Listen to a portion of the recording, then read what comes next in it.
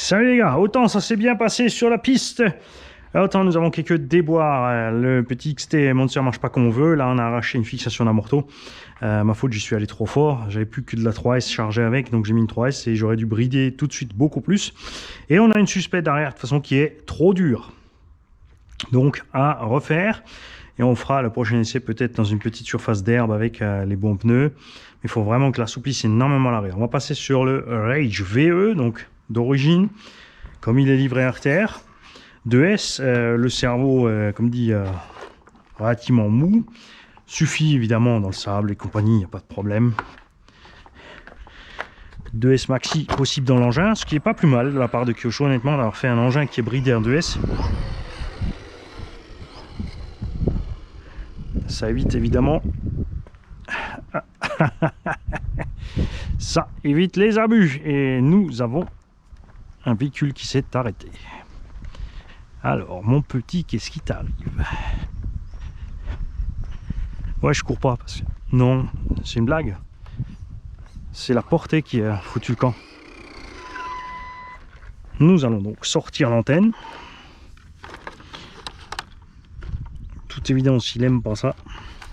Quand l'antenne n'est pas dehors, pourtant on l'a bien passé dans le...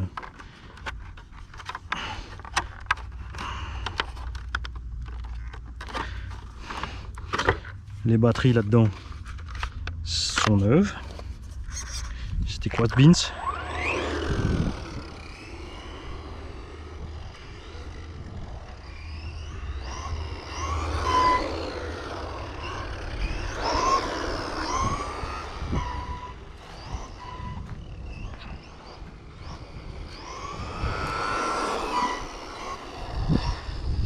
Alors, il est agréable à conduire. Niveau perf, tu vois, on est vraiment cool.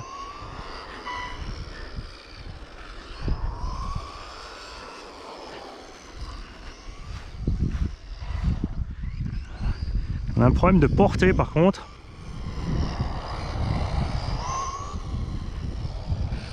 On va se méfier.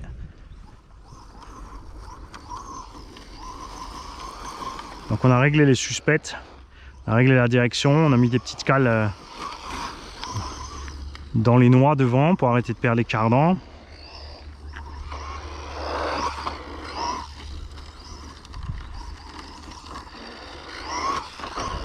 Franchement agréable à rouler, hein. Alors ils n'ont pas exagéré la perf sur ce petit châssis, c'est pas plus mal. Parce que c'est le même que les châssis pistes. C'est sûr qu'avec des grosses roues ils souffrent, hein.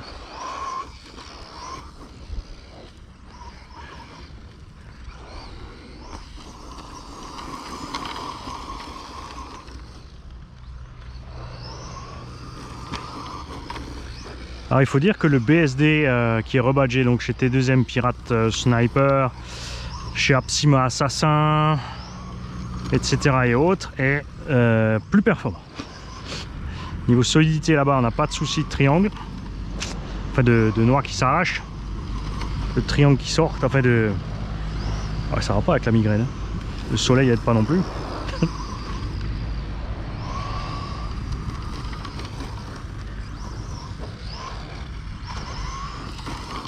Faudra voir aussi où il est situé niveau prix, le Rage.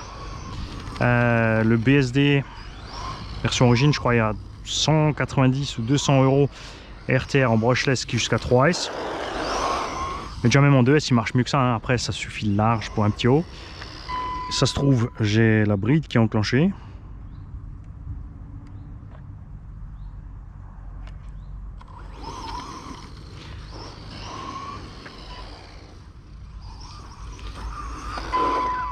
Non, c'est les freins. J'ai diminué les freins parce que d'origine sont assez balèzes, mais là ça va bien. Oh. Et dommage aussi que la carreau elle est en Lexan, qu'il n'y a pas ce petit arceau dedans, hein, pour protéger un petit peu.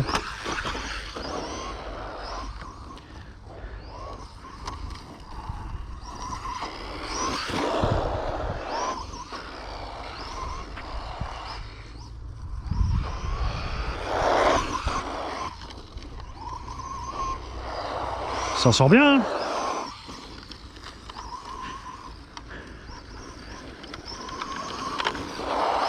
Et pourquoi ils n'ont pas fait des portes-fusées plus solides et qu'ils aient pas fait le nécessaire que tu puisses pas paumer tes cadres.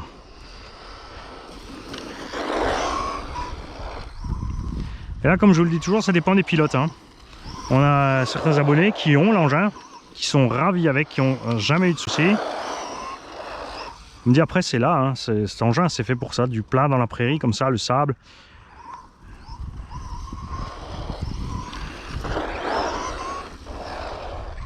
Ça c'est ce que j'appellerais pour lui un saut. Tu vois, des trucs cool, hein.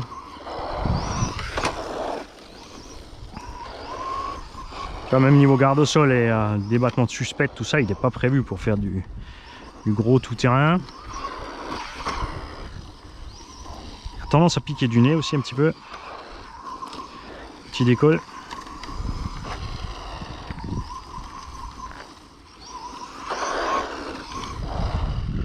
Bon, après là c'est aussi parce que je tape court.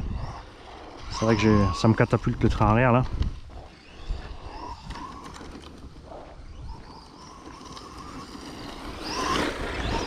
Et tu vois là, ils s'en sont emmerdés. C'est comme ça que beaucoup de constructeurs s'imaginent les petits en train de rouler en fait. Juste sur une petite surface en herbe. 2-3 cônes.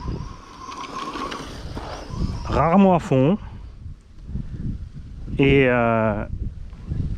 ce qui explique leur désarroi quand ils voient les utilisateurs se servir vraiment des engins.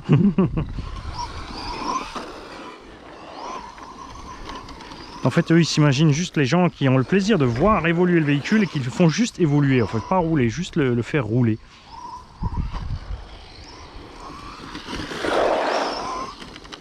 Par contre, là, avec une perf pareille, je pense qu'en 2S, là, on va avoir une super autonomie avec l'engin. Hein.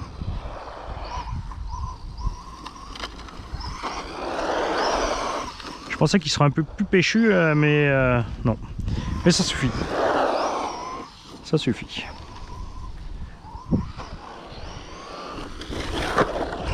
Ah, je le provoque un peu sur les petits impacts et les machins serrés avec la direction parce que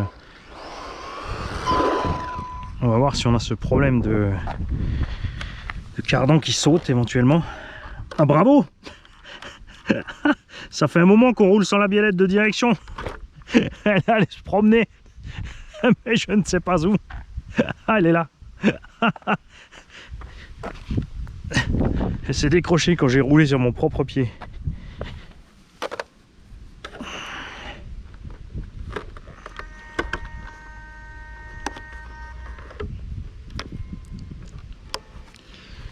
Hop.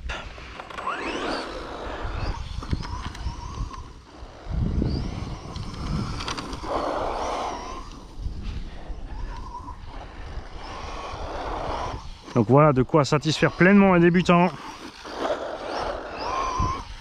Après, chercher à le booster, ça sert à rien parce que c'est la méca qui suivra pas. Voilà, si là on n'a pas perdu de cardan, on est bon. Et nous sommes bons. Donc faut pas grand chose, hein. Donc c'est mon conseil à tous les pilotes de Kyosho Rage VE. Pensez à mettre un joint torique dans la noix de cardan avant, côté diff et côté roue. Parce que j'ai essayé de mettre que à côté diff pour le...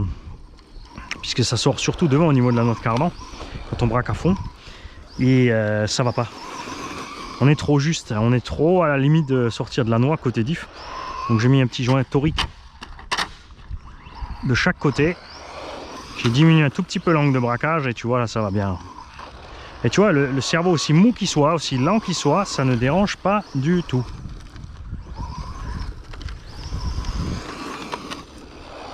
Les pneus sont assez polyvalents en plus, c'est sûr qu'ils vont se bouffer plus vite sur le goudron, hein, mais avec des vitesses pareilles je pense pas que tu vas vraiment les abîmer.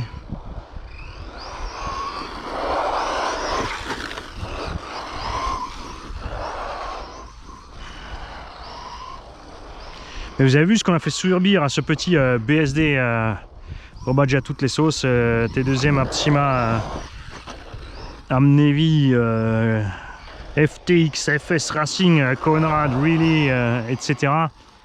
On lui a mis les sauts, les grandes rampes, des grosses gamelles, un tapé de la caillasse. Donc pour moi définitivement le meilleur choix et surtout moins cher que ça. Mais après c'est toujours pareil, hein, les goûts et les couleurs. Et si c'est dispo dans la boutique à côté de chez toi, il n'y a pas de raison de se priver. C'est toujours rassurant d'avoir quelqu'un, comme par exemple les Hervé, Action Modélisme, Patrick Modélisme, tout ça, à côté de chez soi.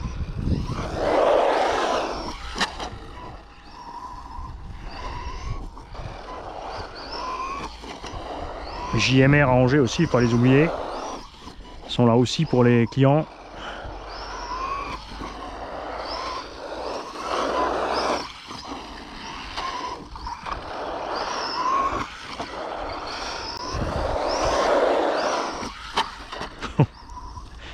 Ouais, on le provoque un peu, je vais voir ce qui tient. J'ai pas envie que ces porte-fusées aillent se promener là et se balader et qu'on sorte les cardans et... J'ai pas envie que le jeune qui gagne la machine se retrouve en panne au bout de 5 minutes quand même.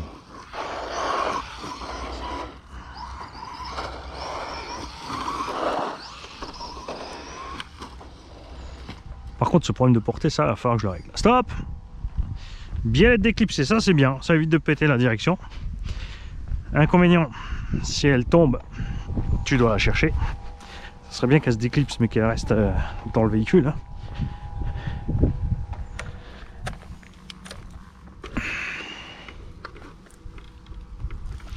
Là, tu vois, regarde, là, c'est arrivé. Regarde, le cardan est sorti, mais uniquement parce qu'on a décroché la direction. Donc ça peut être une raison aussi pour laquelle ça t'arrive. Tu as vu ça? Tu vois, ça te force à fond parce qu'il n'y a pas de butée méca ici. Tu décroches ta direction, toi tu remets un coup de gaz, le cardan se met de travers ici, il pousse dessus et là tu vas arracher ton porte-fusée. Nous avons donc ici une explication bien plausible à ce phénomène. Tiens, tiens, c'est intéressant. Donc faites gaffe avec ça. On ressortira plus l'antenne, on va mesurer les batteries peut-être de la radio, je ne sais pas si ça vient de là. Ah si, regarde, ça nous est arrivé, ça y est.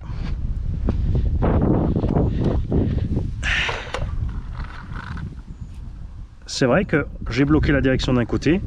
Regarde, j'ai pas fait gaffe de l'autre. J'aurais dû. Et là, de toute évidence, en roulant, regarde, on a arraché le filet et ovale, regarde. Le cardan a poussé sur la noix et a sorti le bordel. Regarde ça, même la vis en haut est sortie direct, le plastique est beaucoup trop tendre. Ça, c'est nul. Ça me plaît pas du tout. Il va falloir se pencher sur quelque chose de sérieux. Et là, tu vois bien la trace, regarde. T'as vu ça? Le cardan a bien tapé de travers, ça a poussé dessus et ça a éjecté le bordel. Bon, eh bien un peu de boulot, hein?